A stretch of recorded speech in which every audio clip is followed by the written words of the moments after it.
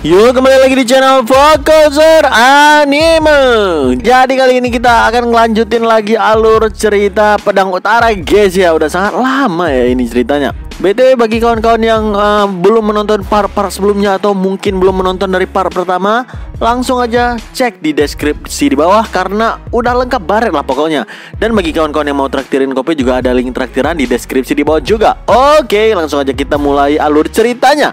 Di video sebelumnya, setelah Jin Mo-won berhasil mengalahkan Un Kyun dengan sangat telak, dia malah mau menusuk mayat Un Kyun dengan lebih sadis lagi. Tiba-tiba Ketua Yong datang menghalangi perbuatan Jin itu dan dia bilang kepadanya, "Jangan biarkan iblis mengamuk itu menguasaimu. Kau nggak seperti ini biasanya." Jin Mo-won yang udah dikuasai kemarahan iblisnya, dia meminta dengan tegas agar Ketua Yong itu minggir jika masih sayang nyawa. Ngelihat intimidasi dari Jin, Ketua Yong malah menotok tubuhnya dengan skill rahasia dan seketika aura terang benderang memancar dengan deras dari tubuh Ketua Yong itu. Dengan lantang Ketua Yong bilang, "Kenapa pedang utara yang terkenal kuat Jin Mo-won bisa dirasuki iblis? Apa yang terjadi denganmu belakangan ini? Apa makanmu cukup? Atau kau kurang tidur?" Hah? Jin Mo-won gak menyangka kalau Ketua Yong bisa sekuat ini. Apa jangan-jangan selama ini Ketua Yong menyembunyikan kekuatannya dengan sangat baik? Kata Jin dalam hatinya. Sebenarnya Ketua Yong masih berbaik hati dan mengingatkan Jin untuk mengendalikan amarahnya. Harusnya orang sekuat Jin Mo-won tahu mengendalikan pedang yang udah dirasuki hanya bisa dilakukan jika pikiran dan tubuh penggunanya sehat. Tapi Jin yang masih dikuasai oleh amarah nggak menerima nasihat Ketua Yong itu dan malah memintanya sekali lagi untuk minggir. Kesal melihat tingkah laku Jin itu, Ketua Yong menanduk kepalanya sekuat tenaga lalu mentekel kakinya hingga Jin Mo-won terjatuh ke tanah. Tanpa basa-basi Ketua Yong mengunci tangan Jin yang masih memegang pedang itu dan dia bilang, "Sadarlah Jin Mo-won, tubuh dan pikiranmu udah kelelahan karena tumpukan tekanan dari tujuan besar dan dendam pribadimu yang mendidih itu. Tenangkan dirimu, kalau enggak aku benar-benar akan mematahkan lenganmu ini." Jin Mo-won meronta-ronta kesakitan mendapatkan kuncian dahsyat seperti sedang ditindih oleh gunung batu yang luar biasa besar. Baik Jin maupun Ketua Yong nggak mau kalah dalam pendiriannya. Mereka sama-sama mengerahkan kekuatan besar mereka yang membuat tubuh lawan mereka sama-sama bergetar dengan hebat. Hingga akhirnya Jin melepaskan pedang tersebut dari tangannya, barulah Ketua Yong melepaskan kunciannya sekaligus menutup kembali kekuatannya dengan segel totokan lagi. Ketua Yong tanya, "Apa kewarasanmu udah kembali Jin? Apa lenganmu baik-baik aja?" Bukannya langsung kejawab, Jin Mo-won malah tersentak kaget karena ngelihat roh pedang perempuannya keluar dari pedangnya. Roh itu mendekati Jin Mo-won dan setelah membisikkan sesuatu pada telinganya, roh itu pun pergi secara perlahan dalam kegelapan malam. Mendapatkan bisikan roh tersebut, Jin Mo-won ngejawab, "Kau nggak perlu merasa bersalah. Aku juga udah banyak merepotkanmu. Lama juga rupanya untuk menepati janjiku ya. Sekarang beristirahatlah dengan tenang." Kata-kata Jin membuat roh pedang menjadi tenang dan dia pun pergi ke alamnya setelah menuntaskan dendam kesumatnya pada Un Kyun sejak sekian lama. Setelah memastikan kondisi Jin Mo-won baik-baik aja, Ketua Yong pun pamit darinya sembari mengingatkan nasihat agar Jin gak terlalu tergesa-gesa dalam mencapai tujuannya. Gak ada artinya melakukan perjuangan besar seperti ini jika ujung-ujungnya tubuh dan pikiran Jin hancur berantakan. Menambahkan nasihat tersebut, Jin menyampaikan terima kasih sekaligus salam hormat pada Ketua Yong. Tapi begitu Ketua Yong udah pergi, tiba-tiba darah menetes dari hidung Jin Mo-won. Artinya dia udah terlalu kelelahan dalam perang berkepanjangan ini. Sekarang kita pindah ke kemah garda depan aliansi pusat surgawi. Terlihat Dam So Cheon sedang duduk termenung sendirian dengan tubuh penuh luka atas musibah yang menimpanya secara bertubi-tubi dalam satu hari. Dam So Cheon baru aja kehilangan kekasihnya secara tragis di depan matanya sendiri. Ditambah lagi rekan seperjuangannya sejak kecil, Sim Won-e, tewas mengenaskan sendirian di dalam hutan dengan ukiran tangan di tanah yang bertuliskan nama Jin Mo-won. Dam So Cheon semakin jatuh dalam kesedihan dan dia bilang dalam hati, "Jin Mo-won dan keparat lainnya, memangnya kenapa kalau kami menang perang? Apa gunanya semua itu? Semuanya menjadi sia-sia. Sebenarnya apa yang selama ini kuperjuangkan?" Katanya dalam hati yang merasakan kehilangan yang sebenarnya dari dua orang terdekatnya selama ini. Lalu tiba-tiba Mo Yong Hyun datang ke lokasi So Cheon dan dia bilang, "Sayang sekali, gak kusangka putra dari 9 langit berakhir tragis seperti ini. Kesampingkan dulu ketidakmampuan pemimpin skuad pembasmi iblis Shin Won-e. Harusnya si Men Hye-rung sebagai ahli strategi tetap berada di barisan belakang. Kenapa dia malah melangkah ke medan perang seperti itu, goblok? Ya padahal dia sebenarnya cerdas? Apa dia nggak bisa memperhitungkan betapa bahayanya dia pergi ke garis depan? Di sisi lain, status dan kehormatanmu itu ternyata nggak palsu. Aku menyukaimu, Dam Socheon. Aku belum selesai Mo Yong-hyun berbicara. Tiba-tiba Dam Socheon berteriak dengan lantang, "Tutup mulutmu, Mo Yong-hyun! Apa kau mau kubunuh, hah?" Kata Dam Socheon dengan air mata kesedihan sekaligus kemarahan yang memuncak membuat aura pekat memancar deras dari tubuhnya. Sontak Mo Yong-hyun terkaget-kaget melihat aura tersebut dan dalam hatinya dia bilang, "Sungguh Ki dengan niat membunuh yang kuat. Apa sih keparahan ini benar-benar udah gila?" Kata si Mo Yong-hyun tiba-tiba mundur ke belakang saking takutnya ngeliat aura pekat Dam Socheon itu. Lalu tiba-tiba Dam Socheon melakukan charge secepat kilat dan dalam sekejap dia udah berada tepat di depan Moyong. Tanpa ampun Dam Socheon mengerahkan tangannya untuk menangkap wajah Moyong dan mendorongnya sekuat tenaga hingga membentur dinding dengan begitu dahsyat. Dinding itu pun hancur lebur dalam ukuran besar. Selain karena benturan luar biasa, juga ngebuat Moyong gak bisa menggerakkan bagian tubuhnya sedikit pun. Dalam hatinya Moyong bilang, "Sial, aku sama sekali gak bisa bergerak. Kenapa dia masih punya energi sebesar ini setelah melewati pertarungan berdarah ngelawan tombak sayap hitam? Apa ini karena luka aku masih belum pulih? Atau memang karena si keparahan ini benar-benar monster? Gak kusangka dia akan semarah ini cuma karena obrolan singkat tadi. Sial, apa aku udah membangkitkannya?" Mendengarkan suara benturan yang luar biasa, pasukan elit Moyong buru-buru mendatangi TKP untuk mengecek keadaan majikan mereka. Tapi begitu mereka tiba, Dam Socheon malah bilang dengan lantang, "Berhenti di sana. Kalau kalian gak mau master kalian mati, jangan bergerak sedikit pun. Aku gak tahu seberapa banyak pikiran kalian yang udah dicuci. Hargailah nyawa yang nyaris gak selamat dari tombak sayap hitam ini," kata Dam Socheon dengan kesedihan dan kemarahan yang gak sanggup dia tahan lagi. Lalu Socheon kembali menatap Mo Yong-hyun dengan penuh intimidasi. Dan dia pun bilang, "Aku mulai mempertanyakan apa yang selama ini kuperjuangkan. Tapi berkat dirimu, aku dapat mengingatnya kembali. Neraka yang diciptakan oleh keluarga Moyong. Aku akan menjungkir balikan dunia murim buatan Moyong dan menciptakan era yang baru." Meski menyakitkan rasanya, Hye-rung dan Won-e nggak bisa melakukan ini bersamaku. Impian mereka akan kuteruskan demi terwujudnya dunia baru. Itulah keputusan sekaligus tujuanku untuk tetap berjuang. Tadinya aku ingin langsung membunuhmu karena udah menghina dua orang yang paling kusayangi. Tapi aku bukanlah hewan buas yang membunuh orang lain sesukanya. Aku adalah seorang seniman bela diri yang punya kebanggaan dan kepercayaan diri. Sedangkan kau seniman bela diri setengah jadi yang hanya mengandalkan pengaruh keluargamu saja. Sebaiknya enyah dari sini, kata Socheon sambil meningkatkan aura tekanan dari tubuhnya sekaligus dari tangannya yang membuat mata Mo Yong-hyun memutih akibat kesakitan parah. Setelah puas memberikan intimidasi, Socheon melepaskan genggaman tangannya dari wajah Moyong dan menjauh. Lalu dia bilang, "Musuhku bukan kau, tapi ayahmu, Mo Yong-hyun." Mo Yong-hyun sangat kesal mendapatkan penghinaan memalukan apalagi di depan para pasukan elitnya. Makanya dia pun buru-buru bangkit dan melompat tinggi ke udara untuk mendang Dam Socheon dari belakang. Akhirnya mereka pun bertarung sangat sengit di sana. Bukan satu lawan satu, tapi Mo Yong-hyun dan semua pasukannya ngelawan Dam Socheon sendirian. Begitu pertarungan selesai, sekujur tubuh Dam Socheon penuh dengan luka sayatan dan tertancap dengan pedang-pedang. Sedangkan musuhnya tewas terbantai dengan darah berceceran di lantai. Mo Yong-hyun sendiri tewas mengenaskan, perutnya terpotong menjadi dua. Oke, kita pindah ke kota aliansi pusat surgawi. Dengan perang besar baru-baru ini, demi menghabiskan perang 3 tahun ngelawan malam sunyi, lebih dari setengah pasukan aliansi pusat surgawi berangkat perang ke utara. Akibatnya aliansi pusat surgawi kekurangan pasukan dan mereka pun diserang oleh sisa pasukan malam sunyi yang dipimpin oleh penyihir malam putih. Penyerangan malam sunyi yang tiba-tiba memang berhasil membunuh beberapa anggota keluarga terkemuka yang gak terkalahkan. Tapi begitu mereka maju untuk menyerang istana Moyong, tiba-tiba mereka dihadapkan Mo Yong-jun yang merupakan anak ketiga dari Mo Yong-hyun. Kemunculan Mo Yong-jun tentu aja membuat malam sunyi kaget. Mereka nggak menyangka kalau keluarga Moyong masih menyisakan pasukan martial art yang sangat kuat di istana. Tanpa ragu Mo Yong-jun menyuruh 18 pasukannya untuk menyerang malam sunyi. Dan hal tersebut ngebuat penasihat militer Ga Kyung-e yakin kalau Jin Mo-won udah membocorkan intelijen malam sunyi ke aliansi pusat surgawi. Di awal pertarungan, Malam Sunyi mampu mendominasi pertarungan berkat skill es yang luar biasa dari penyihir Malam Putih. Apalagi pasukan Malam Sunyi adalah pasukan berani mati yang rela mengorbankan tubuh mereka untuk mencapai tujuan yang besar. Tapi begitu Mo Yongjun turun tangan dengan skill dual sword-nya yang luar biasa, Kapten Malam Sunyi yang bernama Gung Sanghua langsung terdesak dan terluka cukup parah.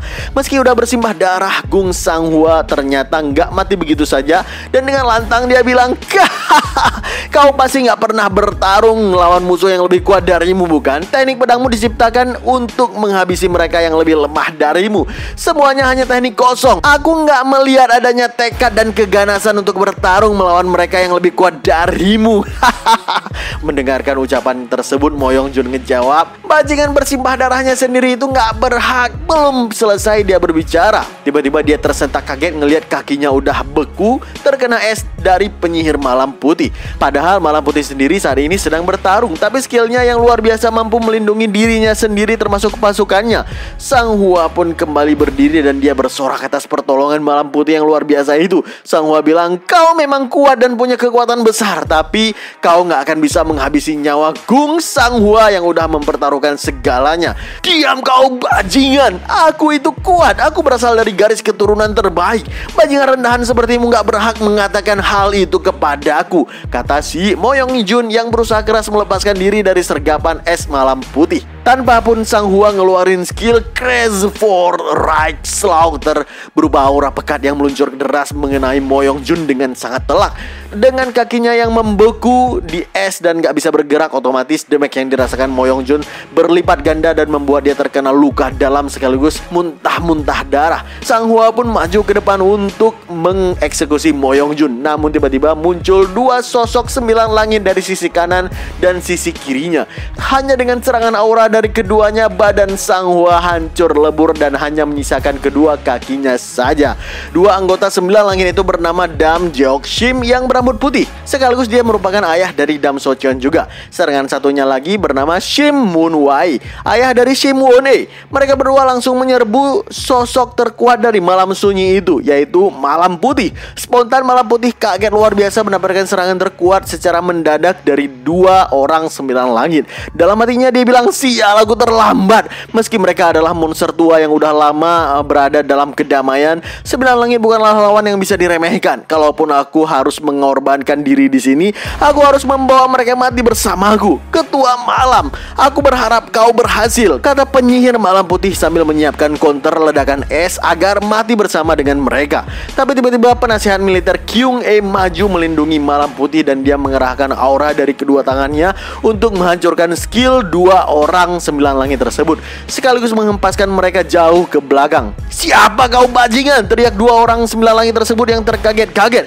Kyung-e pun ngejawab, di balik identitas palsuku sebagai penasihat militer Ga Kyung-e, aku udah mencoba sebisaku untuk membuat kalian lengah. Sekarang anjing setia bernama 9 langit, panggillah tuan pengecut kalian kemari, karena Ketua Malam Deong Yu Myung udah tiba. Siapa sangka selama ini Ketua Malam selalu bersembunyi di balik identitas penasehat militer mereka, penasehat militer dari Malam Sunyi. Kemunculan Ketua Malam yang tiba-tiba membuat Malam Putih meminta maaf karena harusnya dia baru boleh membuka penyamarannya ketika Mo Yongjun muncul untuk membuat dia lengah. Tapi bagi Ketua Malam memang saat inilah waktu yang tepat dia muncul. Selain karena dia udah terbiasa dengan tubuh barunya ini, kekuatan Malam Sunyi juga udah menghilang drastis dengan kematian para top eksekutifnya. Dia bilang, aku gak bisa tinggal diam ngelihat satu persatu kekuatan Malam Sunyi tumbang. Jadi jangan salahkan dirimu sendiri. Dua anggota dari 9 langit itu sangat heran ngelihat sosok Ketua Malam yang sangat muda. Kenapa dia masih sangat muda? Apa jangan-jangan Ketua Malam juga udah mencapai ranah martial menjadi awet muda? Tanya Dam Jeok Shim pada rekannya. Shim Wai ngejawab, enggak, aura energinya berbeda dari martial art ranah awet muda. Dia pasti menggunakan teknik yang lainnya. Hei Ketua Malam Sunyi Deong Yu Myung, kalau kau mau menemui Mo Yongjun, lewati dulu mayat kami, kata Shim Wai menantang Ketua Malam. Mendengarkan tantangan tersebut, penyihir Malam Putih meminta kepada Ketua Malam agar si Won-e biar dia yang menghadapi. Telah mendapatkan izin dari Ketua, tanpa ragu Malam Putih melemparkan cakramnya ke belakang Shim yang ngebuat dia terpaksa bertahan dari serangan dadakan tersebut. Lalu tiba-tiba Malam Putih melancarkan skill Great Twilight highlight cakram dari titik butanya Shim. Dan akhirnya pertarungan sengit yang meluluh lantakan tanah dan gedung pun terjadi antara keduanya. Sementara itu, Ketua Malam juga menghadapi perlawanan sengit dari Dam Jok Shim. Kakek Dam melancarkan serangan tinju petir dahsyat secara bertubi-tubi tanpa henti. Tapi hebatnya, Ketua Malam berhasil menangkis seluruh serangannya secara sempurna, kecuali dia mendapatkan luka gores gegara bebatuan yang berterbangan akibat efek dahsyat dari serangan kakek Dam itu. Sambil terus bertahan, Ketua Malam bilang, "Kuakui Dam Jok Shim, kemampuan bela dirimu itu sangat menakjubkan. Tapi semua itu sia-sia karena kau masih gagal setelah menentang Moyol Yulcheon dan malah menjadi anjingnya. Tutup mulutmu bangsat, kau juga akan kalah," jawab kakek Dam dengan sangat kesal gegara nggak ada satupun serangannya yang kena dari tadi. Dalam hatinya dia bilang semua serangannya mengalir keluar dengan deras seperti air. Pada saat yang sama, sambil mengeluarkan kekuatan rotasi yang kuat dan eksplosif serta kekuatan gravitasi yang dahsyat, dia menyerangku sambil terus-terusan bertahan. Aku mungkin telah dikalahkan oleh Moyong Yulcheon, tapi aku harus bisa menang dari Ketua Malam Deong Yomyong dengan segala cara, kata kakek Dam sambil ngeluarin skill terkuatnya yang bernama Bullet Frogging Strength. Sebuah aura petir dahsyat berkumpul di tangan kiri kakek Dam. Lalu tanpa ampun dia melancarkan tinju uppercut yang sangat kuat, yang jejaknya aja menghancurkan tanah. Bahkan auranya juga meledak tinggi menuju langit. Tapi serangan sekuat itu masih bisa ditahan secara sempurna oleh Ketua Malam, karena dia mengaktifkan skill Defensive Strong Diamond Outer Body yang membuat tubuhnya menjadi kuning emas serta lebih keras dari berlian manapun. Kesal serangannya lagi-lagi ditahan, maka si kakek Dam pun langsung melancarkan tendangan tinggi dari skill Kick Acceleration. Tapi belum tendangannya mengenai Ketua Malam, dia duluan melancarkan stance kungfu peremuk tulang dari lengannya yang udah diperkuat seperti berlian itu. Maka ketika tinju Ketua Malam mengenai dada kakek Dam, daya hancurnya itu sangat luar biasa, ngebuat si kakek terpental keras ke belakang dan langsung muntah-muntah darah. Saking dahsyatnya serangan barusan, kakek Dam terpental jauh dan menembus serta membentur gedung beberapa istana berkali-kali. Tubuhnya hancur remuk dan dia pun tewas gak bersisa. Sementara itu, pertarungan di antara Malam Putih dan Shim Won-e berlangsung cukup seimbang. Mereka berdua sama-sama ngeluarin skill ultimate mereka dan beradu dengan dahsyat yang membuat keduanya sama-sama terluka. Selagi mereka bertarung, ternyata adik Sang Hua nggak sengaja ngelihat tubuh kakaknya yang hancur gegara diserang oleh 9 langit tadi. Spontan amarah si adik meledak dan dia melancarkan serangan Mad Demonic Dragon Slaughter ke arah Shim Muai. Tapi belum serangannya kena, tiba-tiba sebuah tiang besar menggeprek tubuhnya dari atas hingga tewas gak bersisa. Shim Muai, Malam Putih serta Ketua Malam ngelihat ke atas tiang tersebut. Ketua Malam bilang, "Ternyata itu kau ya, Moyong Yulcheon." Moyong pun ngejawab, ya lama kita gak berjumpa saudaraku." Jujur Moyong sangat kesal ngelihat 9 langit gak mampu mengalahkan Malam Sunyi. Apalagi anaknya yang udah dididik dengan keras, Moyong Jun, juga kalah telak di sana. Tapi begitu Moyong ngelihat sosok Ketua Malam, dia malah bertanya, "Apa-apaan penampilanmu itu, bro? Kelihatannya kau udah pindah ke tubuh yang baru ya?" Ketua Malam ngejawab, "Nggak sepertimu. Aku gagal melampaui batasan manusia untuk mencapai ranah awet muda. Bahkan aku terluka parah oleh serangan dadakanmu yang kotor itu. Tapi siapa sangka seseorang bisa mendapatkan pencerahan di ambang kematian yang pemulihannya menggunakan energi dalam aja udah sangat sulit. Aku bersyukur berhasil mendapatkan pencerahan dari hukum agung migrasi tubuh." Moyong Yulcheon tertawa dan bilang, "Bahkan jika kau berhasil mendapatkan pencerahan, pasti sulit bagimu untuk beradaptasi di tubuh yang baru itu, bukan? Gak kusangka kau malah menunjukkan kartu as andalanmu seawal ini cuma gara-gara melindungi satu orang bawahanmu itu," kata Moyong menghina Ketua Malam. Untuk beberapa saat mereka berdua saling berbincang panjang lebar satu sama lainnya.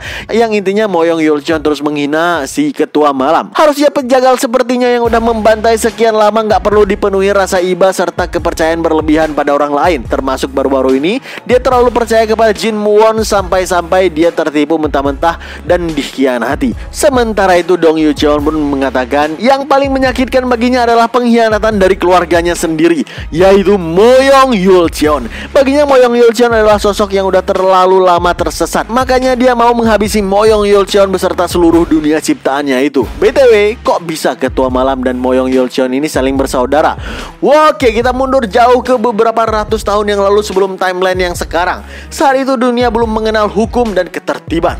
Setiap harinya hanyalah kekacauan di mana perang dan kelaparan menjadi hal yang udah lumrah. Banyak orang yang menderita kelaparan, makanya orang-orang sampai memakan sesamanya. Waduh, gila. Dalam neraka yang gak ada akhirnya itu ternyata ada dua sosok anak yang punya keinginan dan tekad untuk hidup yang kuat. Mereka lebih kuat daripada orang lain, saudara kembar yang memiliki vitalitas tubuh yang luar biasa. Bahkan demi bertahan hidup, mereka berani memakan tubuh ibunya sendiri. Saudara kembar yang terlahir kuat tersebut memiliki insting bertahan hidup yang luar biasa serta bakat alami dalam pertempuran. Makanya perjuangan mereka untuk bertahan hidup dalam pertarungan alam liar menjadikan mereka sangat hebat dan berpengalaman dalam martial art. Mereka mampu menyerap semuanya, senjata, taktik, teknik, ataupun apapun itu.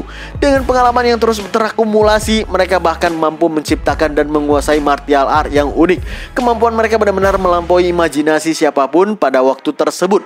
Waktu pun terus berlalu. Begitu mereka tumbuh dewasa, gak ada satupun yang mampu bertahan melawan mereka ini. Mereka disebut sebagai master sejati dengan penguasaan energi dalam yang luar biasa, yang bahkan mampu melampaui konsep penuaan. Saudara kembar itu pun menamai nama mereka sendiri sebagai Deong Yulcheon dan Deong Yumeong. Tapi Yulcheon mulai merasa hampa begitu mencapai puncak martial artnya. Sejak saat itu hasrat barunya pun muncul, yaitu hasrat untuk menjadi hukum dan keadilan itu sendiri, alias pemimpin mutlak di Jianghu demi memperbaiki dunia yang kacau balau akibat perang dan juga kelaparan. Sebagai permulaan, Yulcheon mengajak Yumeong sebagai pengikut pertamanya.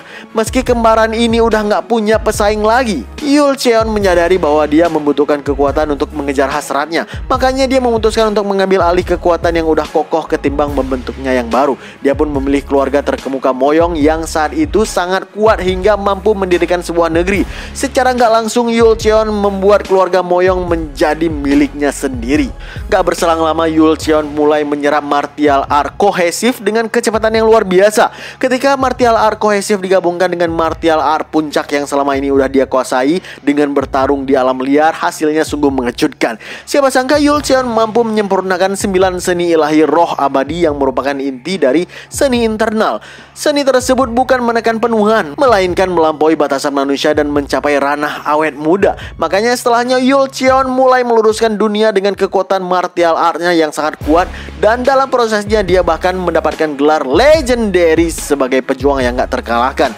Sayangnya semua itu hanyalah bertahan sebentar, karena faktanya Yulcheon terus-terusan mendapatkan serangan balik yang gak pernah berhenti. Entah itu dari kehormatan, balas dendam, ataupun revolusi atas dominasi. Makanya perang untuk memperebutkan segalanya lagi-lagi pecah. Mendapatkan tantangan yang bertubi-tubi, Yulcheon bahkan sempat berpikir untuk membunuh semua orang yang berani menentangnya. Tapi hasratnya sebagai pemimpin sejati ternyata membuat dia semakin terobsesi dengan dominasi, kendali, dan juga penciptaan. Pada akhirnya dia mulai memikirkan cara baru, yaitu menyuruh saudaranya Yumeong agar menjadi pemimpin para martial artis dari keluarga yang telah hancur, serta semua orang yang hidup menderita demi membentuk sebuah organisasi rahasia. Mereka ini bahkan dijanjikan imbalan berupa kehidupan yang nyaman dan juga sejahtera. Setelah organisasi tersebut berkembang hingga dapat membentuk sebuah desa, keluarga Moyong mendukung mereka dengan sumber daya dan teknik bela diri rahasia juga. Makanya mereka pun berkembang dengan dilatih dan dicuci otaknya berulang kali secara diam-diam dalam waktu yang cukup lama.